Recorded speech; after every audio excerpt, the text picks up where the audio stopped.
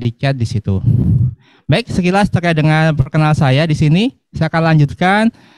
Baik, saya dikasih waktu untuk menyampaikan materi ini adalah 45 menit. Jadi dengan 45 menit saya harus menyampaikan sekitar 30 slide. Ya mungkin jadi nanti kalau agak mundur-mundur sedikit nggak ada masalah Pak ya.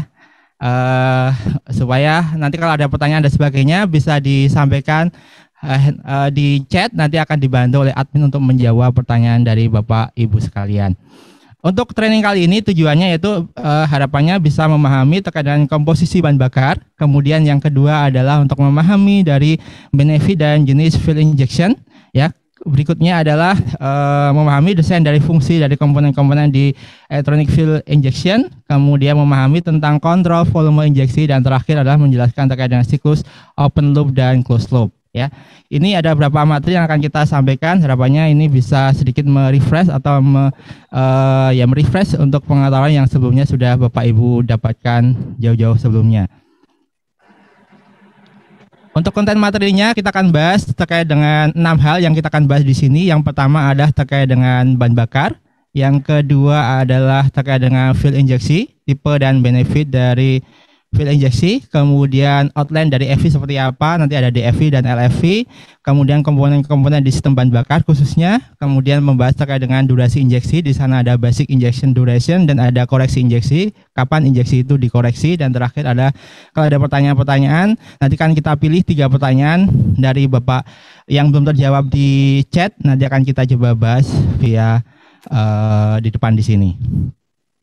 Langsung saja Bapak, Ibu sekalian, izin saya sharing materi di sini.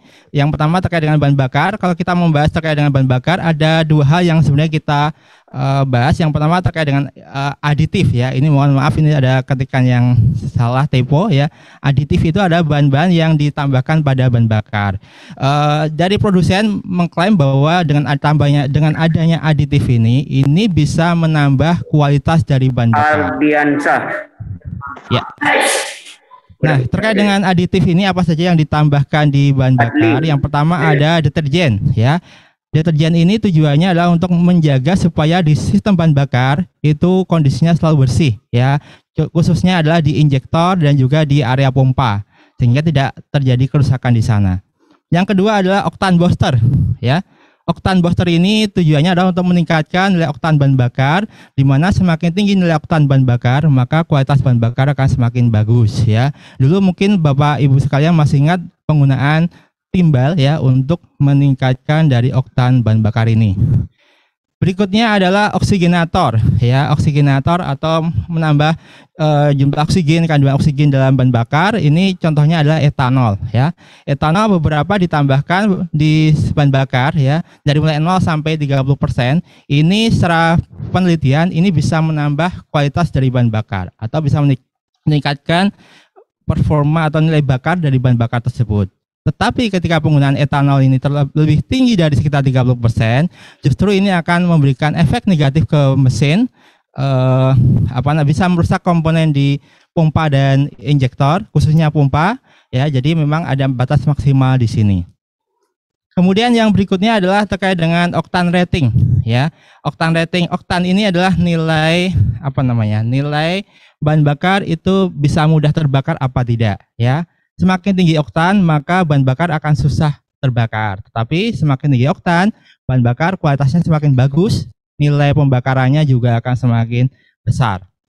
Nah, ini adalah contoh RON atau research octane number untuk di bahan bakar khususnya bensin di sini yang dikeluarkan oleh Pertamina, yaitu Premium, Pertalite, kemudian Pertamax dan Pertamax Turbo dengan nilai RON yang sudah tertera di situ. Ini saya butuh. Mohon izin sebentar, saya akan berikan laser pointer biar nanti akan memudahkan penunjukan di sini. Baik, saya akan lanjutkan di sini apa saja dasar pemilihan dari bahan bakar. Setidaknya ada 3 hal bagi kita pengguna kendaraan, baik motor ataupun mobil, dalam memilih bahan bakar yang ada di pasaran atau yang disiapkan oleh pemerintah. Yang pertama tentu kita menginginkan adalah bahan bakar yang memang bisa menghasilkan tenaga yang tinggi ya, untuk atau bisa memaksimalkan tenaga dari mesin yang kita gunakan ya. Maka harapannya adalah dengan pengisian bahan bakar itu mesin menjadi lebih bertenaga, akselerasinya bisa lebih responsif.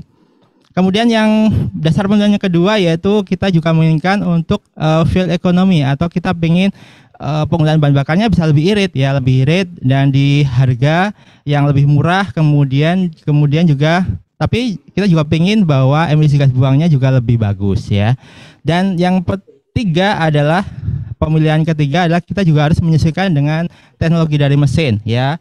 Yang pertama adalah terkait dengan sistem bahan bakarnya. Mungkin pada beberapa jenis mesin yang lama itu masih menggunakan karburator ya, jadi tidak begitu signifikan terhadap tidak begitu peka sekali dengan jenis bahan bakarnya berbeda ya. Tetapi untuk yang sistem injeksi ini juga maka harus juga disesuaikan bahan bakar sesuai yang direkomendasikan oleh pabrikan. Yang berikutnya adalah terkait dengan rasio kompresi ya. Pada saat ini mesin-mesin sudah mengadopsi rasio kompresi yang lebih tinggi ya, sekitar 11 banding 1 ya. Dengan rasio kompresi ini ini bisa memaksimalkan tenaga dari mesin. Nah, tentunya harus diimbangi dengan penggunaan bahan bakar yang nilai oktanya lebih tinggi ya. Beberapa merekomendasikan harus menggunakan minimal RON 90 atau 92 ya.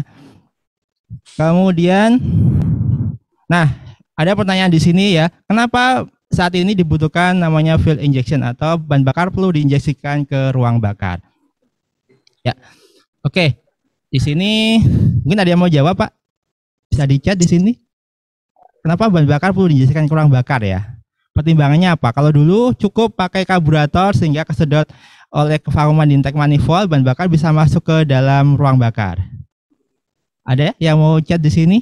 Apa alasannya kita butuh injeksi bahan bakar? Nah, ini ada jawaban agar lebih efisien, agar lebih mudah mengontrolnya. Kemudian untuk meningkatkan lebih mengabut ya, rendaman termis semakin bagus, lebih irit, supaya lebih cepat proses pembakarannya. Ini cepat sekali chattingnya ya, jadi saya agak keteteran ya ini. Oke. Terus ini ada campuran lebih baik ya, agar efisiensi pembakaran untuk pengabutan lebih merata, lebih efisien bahan bakar dan sebagainya. Bagus, lebih ramah lingkungan ya. Bagus sekali. Jadi jawaban dari Bapak Ibu guru yang ada di chat betul sekali. Jadi kenapa kita butuh fuel injeksi? Ada beberapa alasan di sini. Yang pertama adalah campuran bahan bakar lebih akurat dan atomisasi bahan bakar menjadi lebih bagus ya. Kenapa bisa akurat? Karena di sini kita melibatkan ada kontrol elektroniknya. Tadi Mas Awan sudah menyampaikan terkait dengan bagaimana sensor-sensor itu bekerja membaca kondisi dari mesin dan juga dari kondisi pengendaraan. Kemudian ada dengan adanya atomisasi bahan bakar yang bagus atau pengabutan yang bagus, maka bahan bakar itu akan mudah homogen dengan udara yang sudah masuk ke ruang bakar sehingga akan mudah terbakar. Ketika mudah terbakar, yang terjadi tenaganya bisa maksimal dan terjadi knockingnya juga kecil ya, minimal knocking. Dan terakhir yang bagus lagi adalah bahwa emisi gas buangnya menjadi lebih bagus atau low emission gas buang. Jadi ini adalah beberapa alasan kenapa saat ini hampir semua kendaraan sudah menggunakan teknologi fuel injection. Baik, kita akan bahas terkait dengan tipe fuel injection. Tadi di awal judulnya adalah EV, tapi apakah hanya EV saja di sini? Coba akan kita lihat untuk. Nah, ada beberapa tipe fuel injeksi yang ada di dunia ya. Yang pertama adalah di electronic fuel injection, di mana di sini ada kontrol elektronik untuk mengatur berapa jumlah bahan bakar yang tepat untuk diinjeksikan ke ruang bakar ya, sesuai dengan kondisi dari mesin dan pengendaraan. Lalu ada namanya TBI ya, throttle body injection ya, di mana sebagai gantinya karburator nanti ada sebuah throttle di sana, 1 atau 2 throttle untuk menginjeksikan bahan bakar langsung masuk ke intake manifold ya. Nah, TBI ini hampir sama dengan namanya CFI yaitu central fuel injection. Kemudian ada CMFI yaitu Central Multi-Port Fuel Injection. Jadi di sana injeksinya juga sudah berbeda dengan yang sebelumnya. Kemudian ada MPI ya, Multi-Port Injection. Nah, MPI ini kalau tadi yang TBI itu hanya menggunakan satu buah injektor pada bagian pada satu mesin menggunakan satu buah injektor, maka kalau yang di MPI ini satu silinder sudah menggunakan satu buah injektor. Kemudian ada SFI ya, SFI dan MPI ini sebenarnya hampir sama untuk konstruksinya, hanya saja kalau SFI atau sequential fuel injection ini mengacu pada metode injeksinya. Dia injeksinya sequential atau masing-masing silinder itu dikontrol terpisah. Yang terakhir adalah GDI, ini teknologi yang terbaru terkait dengan mesin bensin yaitu gasoline direct injection, di mana untuk GDI ini dia bahan bakarnya langsung injeksikan ke ruang bakar, tidak masuk ke intake manifold tapi langsung ke ruang bakar. Tentu butuh tekanan yang lebih tinggi. Kita akan sedikit bahas terkait dengan beberapa tipe fuel injection tadi. Yang pertama adalah terkait dengan TBI, ini hanya sekilas menambahkan pengetahuan saja Bapak Ibu Guru. Yang pertama terkait dengan TBI ini bahwa konstruksinya gambarnya seperti ini kurang lebih Bapak. Di sini ada total valve, kemudian di sini ada area udara masuk, di sini udara masuk, kemudian posisi dari injektor ini di atas dari total valve. Dan injektor ini ada satu atau dua, kemudian ketika menginjeksi maka bahan bakar akan masuk ke ruang bakar dengan dorongan injeksi dan juga bantuan dari kevakuuman di intake manifold. Baru nanti akan masuk ke masing-masing silinder di dalam intake manifold. Nah, tekanan dari TBI ini sekitar kalau dikonversi ke kilogram volt per centimeter persegi sekitar 1 sampai 1,5. Jadi tekanannya lebih rendah daripada mesin-mesin EV saat ini. Berikutnya di sini ada namanya central multi-pot fuel injection. Ya, kalau di central multi-pot fuel injection ini di sini sudah dilengkapi dengan namanya injektor SC atau central injeksi, yang mana dia mengontrol seluruh injeksi di masing-masing silinder. Kemudian dari sentral ini disalurkan melalui ke injektor melalui popet nozzle ya. Jadi popet nozzle ini langsung mengarah ke bagian dari pintu masuk atau di katup isap. Kalau yang tadi yang di sebelumnya ini dia udah bensinnya mengalir ke area throttle valve atau ke intake manifold. Kalau ini sudah diarahkan ke bagian dari sisi intake manifold atau di katup dekat dengan katup isap. Dan ini pun juga sudah dikontrol secara elektronik ya untuk kerja dari central multi-pot fuel injection ini. Contoh penggunaan dari dua teknologi ini digunakan di teknologi di di mobil Mazda ya, Honda yang lama itu juga sudah pakai ini. Kemudian GM ya, itu GM juga pakai teknologi ini. Yang berikutnya adalah terkait dengan port fuel injection. Ya, port fuel injection ini adalah yang digunakan pada mobil-mobil saat ini, di mana cirinya adalah di masing-masing silinder itu sudah dilengkapi dengan satu buah injektor, ya. Dan dengan satu buah injektor di masing-masing silinder ini, dia bisa mengakomodir kebutuhan bahan bakar di masing-masing silinder, sehingga cara kontrol ini menjadi lebih akurat, ya. Bahkan ada yang dalam satu silinder itu bisa lebih dari satu, ada dua injektor yang digunakan. Contohnya adalah di Toyota Rise itu satu silinder itu sudah menggunakan dua buah injektor. Ya, kemudian untuk berapa volume bahan bakar di bagian untuk yang di tipe pot fuel injection ini, ya jumlah bahan bakarnya nanti dikontrol secara elektronik. Jadi untuk pot fuel injection ini ya hampir sama dengan yang disebut dengan EV tadi. Berikutnya adalah gasoline direct injection, ya. Nah, untuk gasoline direct injection ini konstruksinya berbeda, di mana untuk gasoline direct injection ini dia menggunakan satu buah injektor yang langsung menginjeksi bahan bakar ke ruang bakar. Nah, di mana di ruang bakar tersebut sebenarnya kan ada tekanan konversi yang cukup tinggi, ya. Nah, untuk tipe gasoline direct injection ini butuh tekanan yang lebih untuk bisa bahan bakar masuk ke ruang bakar di sini. Jadi nanti secara konstruksi ada dua buah pompa, yaitu pompa bertekanan rendah untuk mengisap bahan bakar dari tangki, kemudian dikirimkan ke ke sistem bahan bakar sebesar sekitar 3 kg per centimeter persegi, kemudian nanti dinaikkan oleh pompa mekanis untuk meningkatkan tekanan bahan bakar sampai 20 MPa, ya. Nah, teknologi GDI ini atau gasoline direct injection ini teknologinya masih mahal, kemudian juga masih mahal. Kemudian juga ada mesin cenderung lebih apa ya, lebih kasar ya, lebih kasar karena dia injeksi langsung. Dan yang berikutnya adalah ada potensi penumpukan karbon pada katup ya. Tetapi dengan GD ini memberikan respon yang bagus terhadap performa kendaraan. Oke, kita akan lanjutkan. Nah, ini ringkasan dari yang kita sudah sampaikan. Ada TBI, ada port fuel injection, dan ada gasoline direct injection. Ringkasannya adalah kalau di TBI ini ada satu injektor yang memungkinkan dia injeksi bahan bakar langsung masuk ke masing-masing silinder. Kemudian kalau yang di port fuel injection, di masing-masing silinder sudah dilengkapi dengan satu buah injektor. Kemudian kalau yang gasoline direct injection ini ada injektor langsung masuk atau langsung menginjeksi bahan bakar di ruang bakar. Ini ringkasan dari beberapa teknologi injeksi yang ada tadi.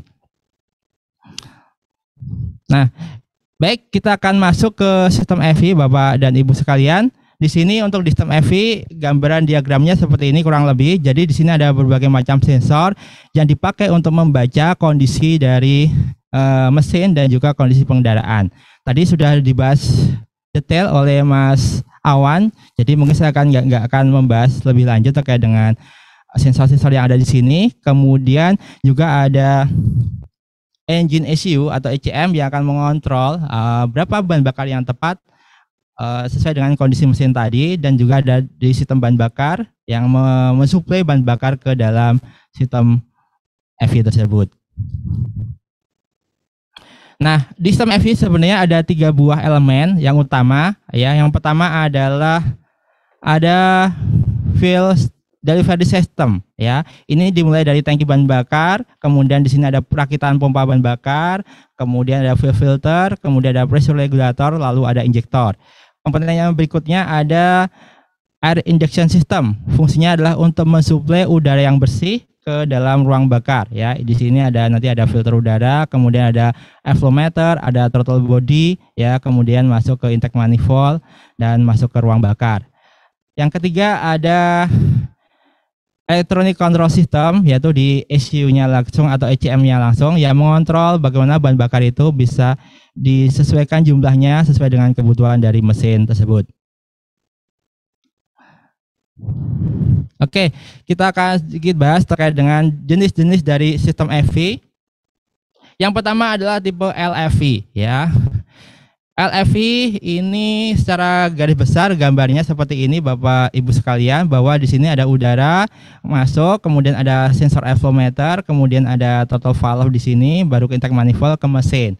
Saya kasih analogi seperti kalau saat ini kalau Bapak Ibu mau ke mall mungkin ya, atau mau ke naik kereta atau mungkin naik kereta atau ke mall ya, bahwa saat ini ketika mau masuk ada syaratnya yaitu harus sudah vaksin ya.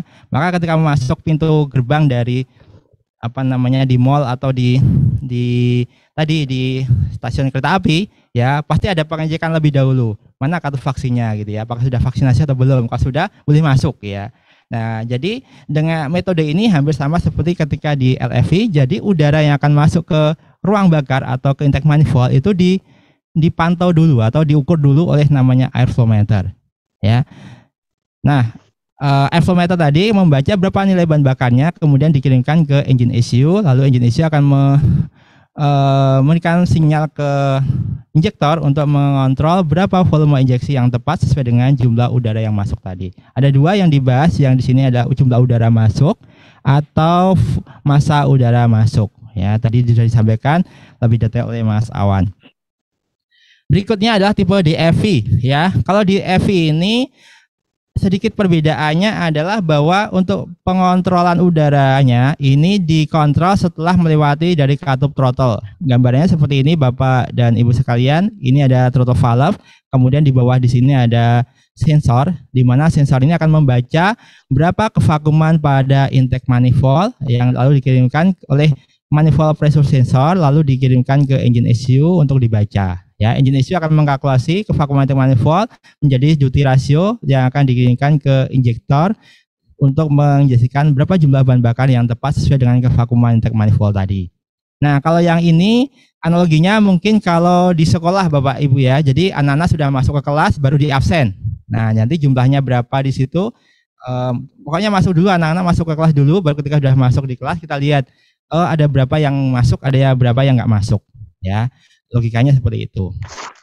Ya, bagus yang mana di sini Bapak Ibu ya, semua bagus ya. Hanya saja masing-masing mempunyai kelebihan dan kekurangan. Sebagai contoh Bapak, ketika di tipe yang LFV di sini, misalkan nih ada kebocoran udara di, misalkan di LFV di sini ada kebocoran udara di sini, ya. Misalkan di filter udara sini bocor, masih dibaca oleh air flow meter. Tetapi ketika bocorannya di dekat throttle valve misalkan, maka ini akan menyebabkan pembacaan dari avometer tidak akurat.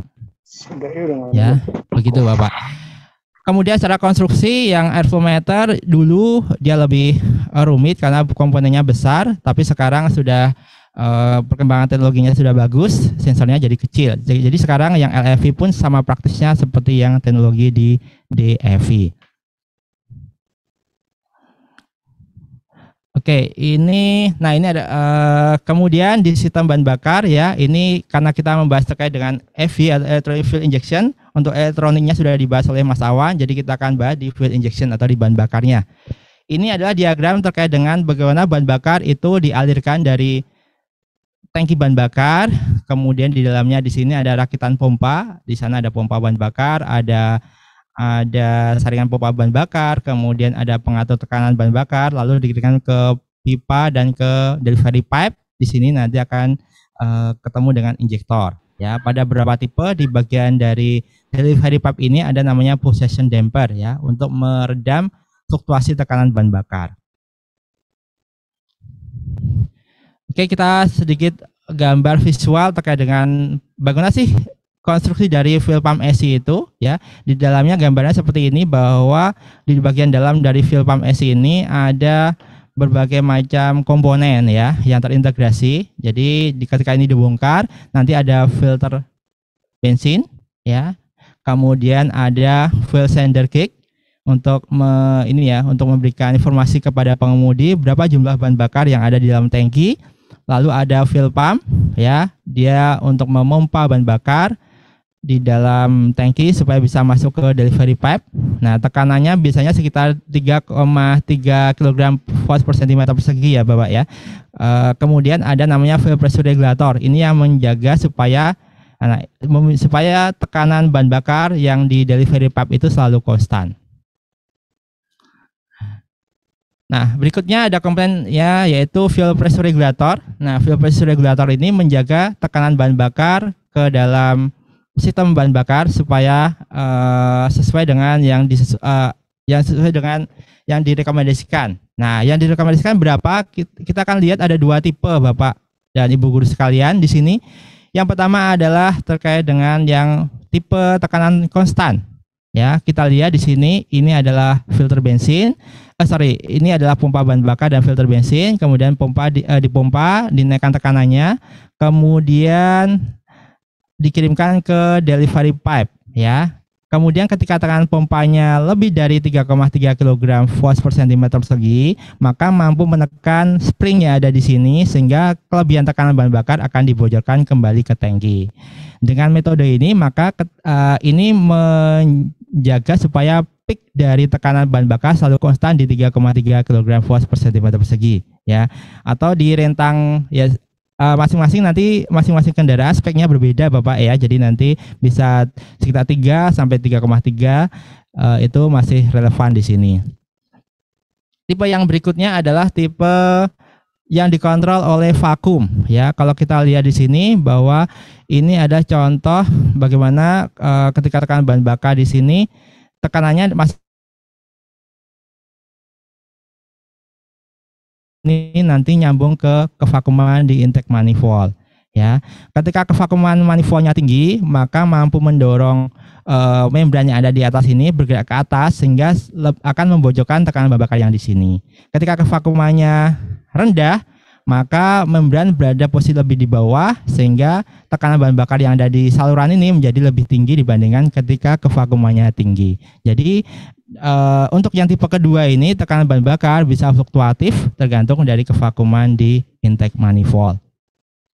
Beberapa mobil yang sudah menggunakan tipe yang satu ini, contohnya di Avanza Innova, dia sudah pakai ketekanan konstan. Untuk yang tipe yang lama ini, contohnya di kalau mobil yang lama di Corolla ya, di tipe Corolla itu Corolla Creed itu masih menggunakan yang tipe dikontrol oleh vakum. Baik, Bapak Ibu sekalian, kita akan lanjutkan di materinya. Yang berikutnya adalah di delivery pipe dan possession damper ya. Nah, delivery pipe ini adalah pipa bahan bakar yang fungsinya untuk menampung bahan bakar yang sudah dikirimkan dari pompa bahan bakar tadi, yang nantinya akan diinjeksikan ke injektor. Nah, di dalam delivery pipe ini ada namanya possession damper ya. Gambarnya seperti ini kurang lebih. Nah, di sini di bagian atas ini ada bautnya. Kalau dilihat gambar penampang, nanti gambarnya seperti ini, Bapak, Ibu.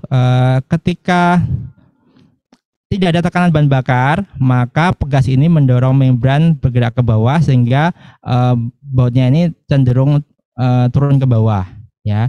Nah, ketika ada tekanan bahan bakar, tekanan yang tadi mendorong membran bergerak ke atas melawan pegas sehingga bautnya ini akan nonjol atau akan lebih ke atas dibandingkan ketika tidak ada tekanan bahan bakar.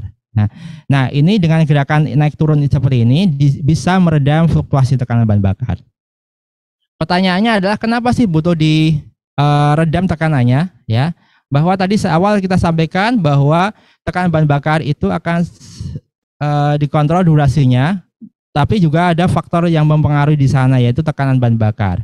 Nah, ketika tekanan bahan bakarnya tidak dikontrol atau di sini bahwa di possession damper ini tujuannya adalah untuk meredam fluktuasi. Di satu sisi pompa bekerja ya untuk menaikkan tekanan, tapi di satu sisi injektor akan menginjeksikan bahan bakar sehingga membocorkan tekanan. Nah, ketika tidak dikasih peredam di sini, maka fluktuasi tekanannya bisa naik turun ya. Nah, dengan durasi yang sama, ketika tekanannya tinggi, maka volume injeksi cenderung lebih banyak. Ketika tekanannya rendah, maka cenderung durasi volume injeksinya menjadi sedikit. Maka dari itu dengan adanya possession damper itu, gelombang tekanan bahan bakarnya menjadi lebih stabil. Ya. Itu kemudian di sini saya lanjutkan Bapak ya. Kemudian nah, jadi dia fungsinya untuk menyerap sedikit demi tekanan bahan bakar yang dihasilkan oleh injeksi bahan bakar dan kompresi pompa bahan bakar. Kemudian di sini kita akan lanjutkan ke fuel injector ya. Fuel injector ini secara gambar konstruksinya seperti ini Bapak Ibu ya, bahwa di dalamnya ada solenoid injektor. Kemudian ada valve spring, ya, ada fuel filter di sini, kemudian ada plunger di sini, ada spray tip atau lubang injektor, ya. Nah, jenis injektor nanti ada macam-macam, Bapak ya, ada yang pintle, ada yang throttle, ya. Kemudian ada durasi injeksi akan berpengaruh terhadap volume bahan bakar yang diinjeksikan ke ruang bakar. Oke, terus prinsip kerjanya adalah ketika ada sinyal injeksi bahan bakar dari engine ECU akan dikirimkan ke injektor, maka ketika ada sinyal injeksi akan menyebabkan silinder di sini akan menjadi magnet yang menarik plunger bergerak ke atas, saluran di sini terbuka dan bahan bakar akan diinjeksikan. Ya, untuk jenis injektor yang digunakan saat ini cenderung mempunyai lebih banyak hole, ya. Kalau dulu mungkin ada 1 atau 2 hole sudah cukup, tapi saat ini untuk agar atomisasi bahan bakarnya menjadi lebih bagus, maka di sini dibuat hole-nya lebih banyak. Tetapi akan ada efek negatifnya, yaitu ketika filter bahan bakarnya jarang dibersihkan, maka akan potensi injektor tersebut menjadi tersumbat. Ya, nah ini cukup berisiko ya. Jadi pentingnya untuk selalu menjaga kebersihan dari pompa bahan bakar atau mengganti secara rutin. Tadi di awal kita sampaikan bahwa pompa filter bensinnya letaknya ada di dalam tangki bahan bakar. Kemudian kita akan bahas terkait dengan bagaimana sih kerja pompa bahan bakar itu, ya. Sekilas ini adalah diagram bagaimana rangkaian bahan bakar yang simple supaya mudah dipahami.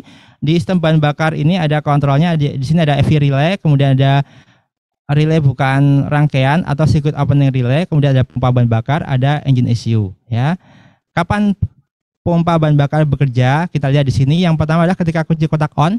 Ini sesaat. Contohnya di mobil Avanza atau Xenia ya, atau Agya, Calya.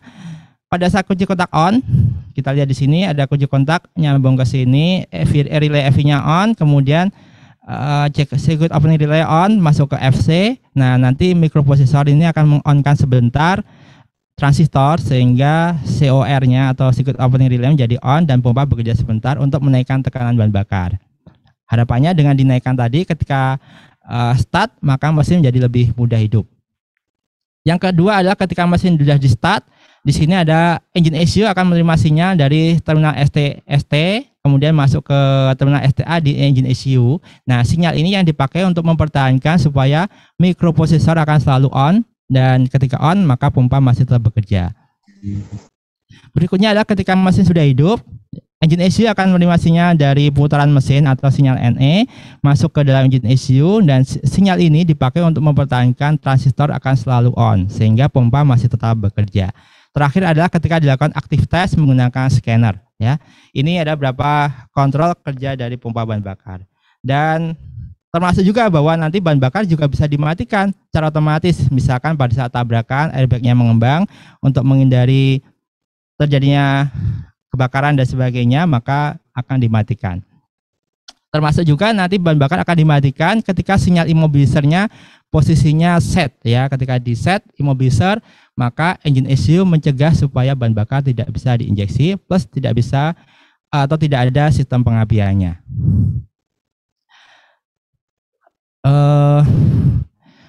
Baik Bapak Ibu yang saya hormati, saya akan lanjutkan sedikit di sini untuk ada metode injeksi dan waktu pengapian. Nah, tadi kita sampaikan di awal bahwa untuk di mesin, khususnya di mobil, ini kan silindernya tidak hanya satu, tapi lebih dari satu. Ada yang 3, 4, 6 ya, 8 ya. Maka butuh metode injeksi yang berbeda di sana. Nah, metode injeksi yang umum digunakan sebenarnya ada 3 ya, ada 3. Yang pertama ini ada yang izin sholat ya, monggo silahkan yang untuk di waktu Indonesia Tengah boleh bisa slide dulu. Oke, yang pertama adalah tipe grup. Nah, tipe injeksi yang tipe grup ini adalah nanti dikelompokkan masing-masing silinder. Contoh yang menggunakan tipe 2 grup ini berarti untuk mesin yang 6 silinder di sini, ini silinder 6, silinder 2 dan silinder 4 ini ketika injeksi terjadi injeksi langsung. Ya, berikutnya ada diinjeksi di silinder 1, silinder 5 dan silinder 3. Nah, untuk tipe grup ini bahan bakar akan diinjeksikan satu kali pada 2 kali putaran poros engkol. Jadi ini 1 kali putaran poros engkol di sini. Ini yang putaran yang kedua. Dalam 2 kali putaran poros engkol di sini, bahan bakar akan diinjeksikan 1 kali. Ya. Nah, apakah tidak bentrok dengan waktu pengapian? Ya. Kita lihat bahwa injeksi bahan bakar terjadi di intake manifold. Ya, jadi tidak akan masalah ketika misalkan tadi saat ada pengapian di sini ternyata ada injeksi bahan bakar. Ya, karena ruangnya berbeda Bapak Ibu ya. Ruangnya berbeda. Berikutnya ada begitu juga untuk yang tipe 8 grup atau 3 grup atau yang 4 grup di sini. Berikutnya adalah tipe simultan ya. Tipe simultan ini digunakan untuk mobil yang lama di mana di masing-masing silinder ini diinjeksikan langsung ya. Bareng ya, di masing-masing silinder bareng dan diinjeksikan pada saat 1 kali putaran poros engkol itu diinjeksikan. Jadi kalau kebutuhan mesin itu misalkan 10 ml, maka separuhnya diinjeksikan di awal, separuhnya diinjeksikan di akhir. Tipe yang terakhir adalah tipe independen atau sequential. Tadi ada sequential multi-port field injection, ini mengacu kepada tipe injeksinya atau metode injeksinya. Untuk tipe independen atau sequential ini bahwa masing-masing injektor itu independen dalam menginjeksikan bahan bakar, yaitu di sebelum langkah hisap. Ya, kalau kita perhatikan di sini yang berwarna abu-abu ini adalah, maaf yang ini aja, ini langkah hisap. Nah, di sini adalah injeksi bahan bakar. Hisap, kemudian ada langkah kompresi, ada pembakaran, usaha, dan langkah buang. Demikian untuk di metode injeksi Bapak Ibu sekalian. Kemudian bagaimana sih engine ECU mengontrol dari sistem bahan bakar ya? Bahwa untuk di sistem EV ini dengan adanya bantuan electronic control module atau ECM atau ECU, maka engine ECU tadi akan mengontrol berapa bahan bakar yang tepat yang akan dikirimkan ke injektor ya. Tentunya nanti berdasarkan dari sensor-sensor yang tadi sudah dijelaskan oleh Mas Awan. Ya. Nah, ECU terkait dengan bahan bakar, dia akan mengontrol apa saja di sini. Ada yang pertama adalah basic injection duration, yang kedua akan mengontrol terkait dengan actual injection duration, ya. Nah, di aktuator nanti ada injektor saja atau ada tambahan cold start injektor pada mobil-mobil yang tipe sebelumnya.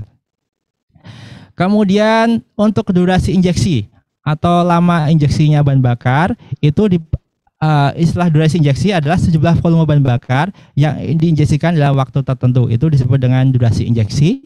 Itu jumlah durasi injeksi itu adalah dari injeksi dasar atau durasi injeksi dasar ini ditambahkan dengan durasi injeksi koreksi.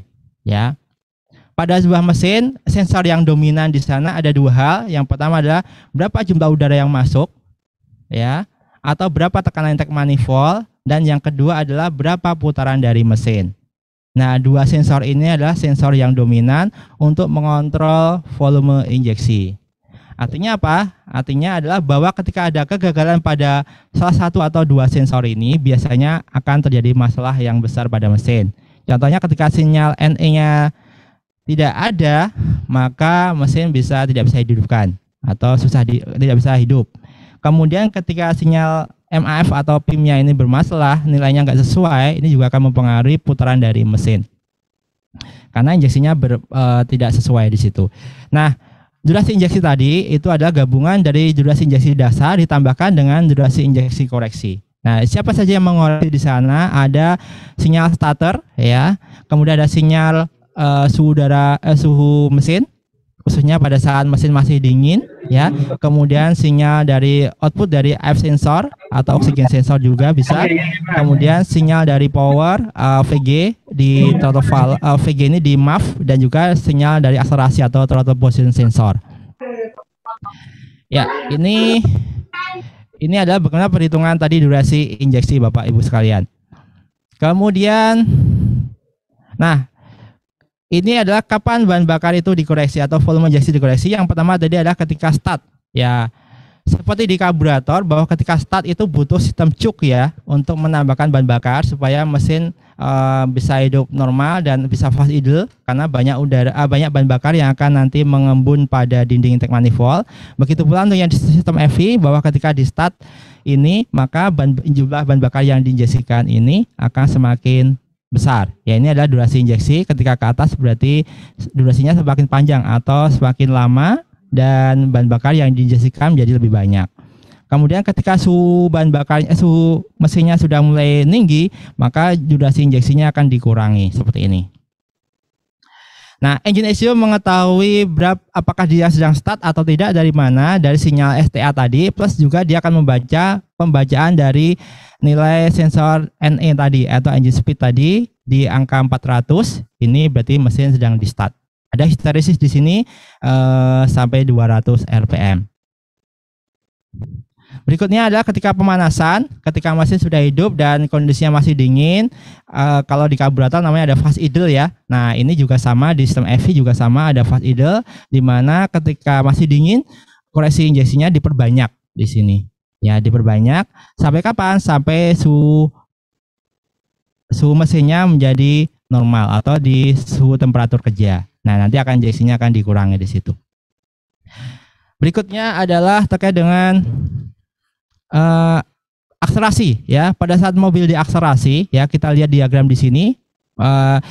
Ini adalah volume koreksi, ya. Ya, semakin ke atas berarti koreksi injeksinya atau penambahannya semakin besar, ya. Kita lihat di sini ketika ada perubahan jumlah intake air atau jumlah udara masuknya itu tinggi, cepat, maka di sini kita akan perhatikan bahwa jumlah koreksinya juga akan besar. Kemudian ketika perubahannya sedikit di sini, perubahan tambah besar di sini, untuk perubahan volume koreksinya juga akan bisa meningkat di situ. Kalau kita lihat di bawah di sini adalah ini terkait dengan bagaimana kita mengakselerasi kendaraan, ya. Semakin kencang akselerasi kita, ya, ngegasnya semakin kencang atau tiba-tiba di sini, maka volume koreksinya ini akan semakin banyak dibandingkan ketika kita mengakselerasi kendaraan secara pelan. Nah, inilah kenapa kita tidak bisa menentukan nih masing-masing mobil itu, misalkan mobil baru ini berapa konsumsi bahan bakarnya, karena faktor pemakaian ini jauh mempengaruhi terhadap berapa konsumsi bahan bakar aktualnya. dengan pekerjaan yang sama, cara pengemudian yang berbeda, maka bisa didapatkan konsumsi bahan bakar yang berbeda di situ. Ya, berikutnya adalah ketika menanjak ya. Ketika menanjak butuh power yang tinggi, maka di sini juga butuh koreksi bahan bakar ya. Terutama dari sinyal apa? Dari sinyal VG tadi ya. Kalau yang ini dari sinyal throttle position sensor, yang ini ketika akselerasi, sedangkan ketika menanjak dari sinyal VG atau output dari airflow meter atau di sensor pressure intake manifold. Lanjut ya. Oke. Nah, ada koreksi berikutnya yaitu koreksi tegangan baterai ya. Ada kalanya tegangan baterai yang kita gunakan atau di mobil itu tegangannya turun ya. Efeknya apa? Ketika tegangan baterai turun, maka aktual injektor on tadi menjadi lebih pendek dibandingkan dengan kondisi normalnya. Nah, maka ketika tegangan baterainya itu rendah, maka di sini akan ditambahkan untuk koreksi voltase ya. Harapannya adalah ketika tegangan baterainya rendah, durasi injeksinya dibuat lebih lama sehingga aktual injeksinya menjadi sesuai yang dihitung sama komputer ya. Nah, ini kita lihat diagram di sini bahwa perubahan dari tegangan baterai ini akan mempengaruhi dari durasi. Ketika tegangan baterainya rendah di sini, maka durasinya dibuat lebih lama. Begitu pula ketika tegangannya semakin tinggi, maka durasinya akan dibuat lebih pendek. Nah, durasi ini tadi sudah saya sampaikan bahwa ini akan mempengaruhi dari jumlah bahan bakar yang akan diinjeksikan. Terakhir adalah koreksi terkait dengan sensor gas buang. Ya, tadi Mas Awan sudah menyampaikan di sini. Ya, untuk sensor gas buang yang digunakan ada dua tipe. Yang pertama adalah tipe oksigen sensor. Ya, di sini ada oksigen sensor. Untuk diagram di mesin seperti ini, Bapak Ibu ya, ada engine ECU, kemudian ada sensornya di sini. Ya, kemudian karakter dari oksigen sensor bagaimana? Output nilainya adalah 0,1 sampai dengan 1 volt. Ya, kemudian di bagian bawah ini ada namanya FV ratio. Ya, ketika FV ratio standar atau stoichiometris itu di angka 14,7. Ya, nah ketika di bawah itu artinya bahan bakar gemuk atau lebih banyak bahan bakar. Begitu pula kebalikan ketika di angka besar di sini berarti bahan bakarnya cenderung kurus. Nah, karakter dari oksigen sensor ini seperti ini Bapak Ibu sekalian, bahwa ketika bahan bakarnya gemuk, maka output bahan bakarnya gemuk di sini, output oksigen sensornya cenderung lebih mendekati angka 1. Begitu pula ketika bahan bakarnya kurus di sini nilainya mendekati di angka 0. Sedangkan sensor yang kedua yaitu sensor AF sensor di sini, ini outputnya kebalikan daripada oksigen sensor, di mana ketika bahan bakarnya itu adalah kurus di sini, maka outputnya sekitar 4,2 volt.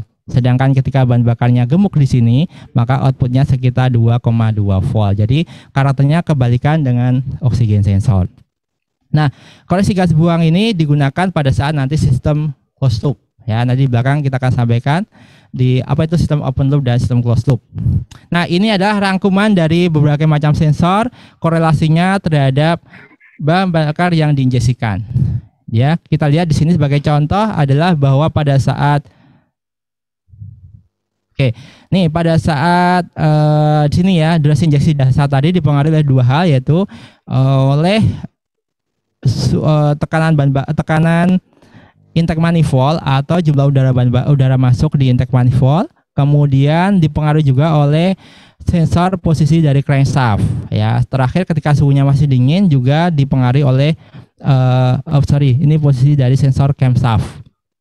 Nah, ketika start yang dominan untuk koreksi adalah water temperature sensor. Ketika pemanasan juga water temperature sensor yang berkorelasi untuk menambahkan injeksi. Kemudian ketika koreksi rasio bahan bakar ini yang sensor berkorelasi adalah VTA, ini ada di throttle valve, kemudian ada oksigen sensor di sini ya. Kemudian ketika akselerasi, sensor yang dominan untuk memberikan feedback di situ adalah sensor di throttle position sensor atau yaitu output dari tegangan VTA. Ketika fill cut nanti ada NE, G, dan juga satu lagi ada sinyal IDL. Ini untuk membaca apakah throttle valve-nya menutup apa tidak. Terakhir ada ketika power. Di sini yang digunakan ada sensor G, VG atau PIM, NE, kemudian the G, dan terakhir ada sensor VTA. Ini adalah sensor-sensor yang berkorelasi terkait dengan bagaimana volume bahan bakar tadi diatur atau dikoreksi sesuai dengan kebutuhan kondisi mesin dan juga kebutuhan dari pengendaraan. Ya, apakah dia sedang pemanasan ataukah misalkan sedang akselerasi, sedang fill cut atau sedang menanjak. Terakhir, Bapak dan Ibu sekalian, di sini saya akan sampaikan terkait dengan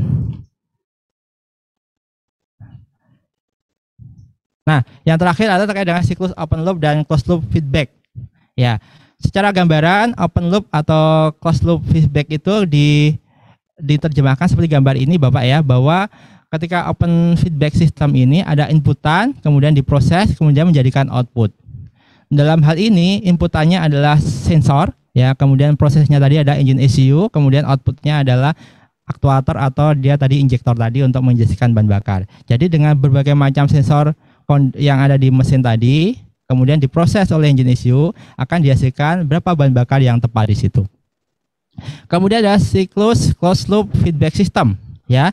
Nah, untuk siklus ini nanti ketika sebelum ke output ini, di sini akan ada feedback lagi untuk masukkan sebagai input. Nah, dalam hal ini apa feedbacknya? Feedbacknya dalam hal ini adalah untuk di mesin atau di EV khususnya, feedbacknya adalah output dari oxygen sensor atau output dari AF sensor atau air fuel ratio sensor. Nah, nanti kapan mesin itu masuk mode open loop atau closed loop? Ketika Bapak Ibu menggunakan scanner, nanti bisa dibaca fuel statusnya apakah open loop atau closed loop. Nah, pertanyaan berikutnya adalah kapan terjadinya open loop dan kapan terjadinya closed loop? Ya, open loop ini adalah berarti kalau kita mengacu ke gambar ini, ketika open loop ini outputnya tidak digunakan sebagai feedback. Nah, open loop ini digunakan pada saat apa tadi? Ketika akselerasi, ketika menanjak, ketika suhu masih dingin dan sebagainya, nilai dari oxygen sensor dan air sensor ini diabaikan. Dia membaca tetapi tidak digunakan engine ECU untuk mengontrol volume bahan bakar.